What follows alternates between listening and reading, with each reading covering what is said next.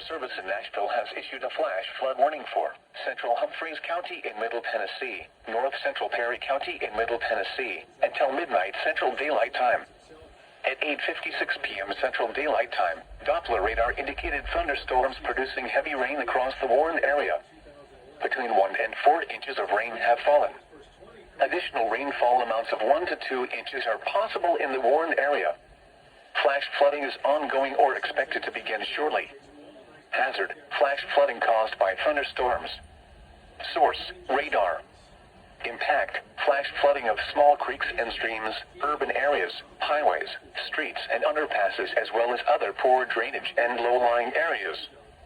Some locations that will experience flash flooding include Waverly, Hurricane Mills, and I-40 near the Tennessee River. Turn around. Don't drown when encountering flooded roads.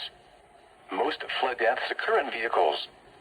Be especially cautious at night when it is harder to recognize the dangers of flooding. Be aware of your surroundings and do not drive on flooded roads.